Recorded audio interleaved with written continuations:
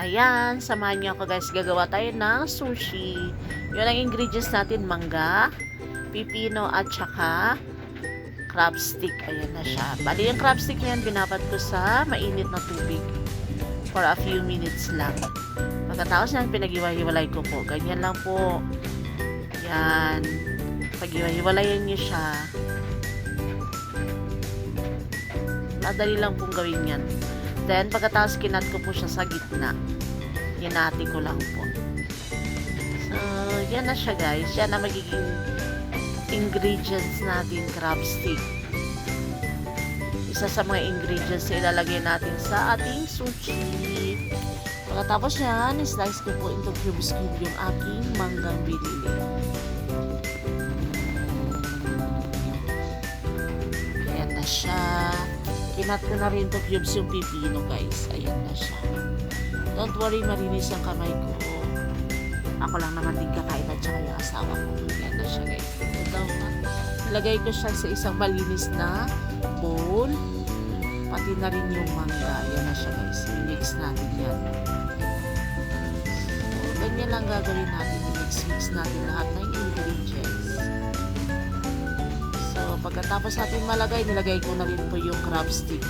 Naglagay na rin po ako ng Japanese mayo. Yan na. Then, inimix po natin yan. Mix po natin mabuti para manood ang lasa. Nag-add pa rin po ako ng Japanese mayo. Kasi mas masarap pag mas lalong creamy. Nakadepende po sa inyo kung gaano karami. Pero mas gusto ko mas maraming mayo. Mas maraming Japanese mayo, mas masarap. Ayan, nagdagdag pa rin po ako. So, mekas lang, mix lang. Pagkatapos kong ma-mix lahat ng ingredients ng aking toppings, ayan, in-arrange ko na po ang aking kanin. Nilagyan ko po pala yan ng sesame oil, konting asin at saka white vinegar. Pa-flatten lang po natin siya ganyan. Ganun lang kasimple guys. Pagkatapos natin ma-flatten, ayan, nilagay ko na yung aking ginawa kanina. So, ubusin natin lahat yan guys. Para lalong mas masarap pagtipirin. Kasi tayo lang naman din ang kakain, diba? So, ayan na siya guys. I-arrange lang po natin yan. Gagawin natin yung toppings.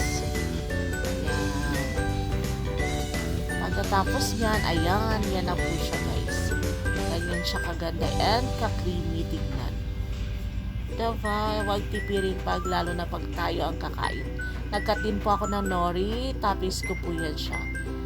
Ayan, nagtapis po ako ng nori pati po mangga. Naglagay din po ako ng parmesan cheese. Ayan na siya guys. Then, nagtapis din po ako ng Japanese mayo. Pagkatapos niyan, i-bake natin siya into 175 for 20 minutes. Ayan, tapos na. Na-bake na natin siya. Susubukan natin. Tingnan nyo kung gaano siya ka-creamy, guys. Ano lang kasimpleng gumawa ng cake sushi. Masarap ito, Penner. Thank you for watching. Bye-bye na.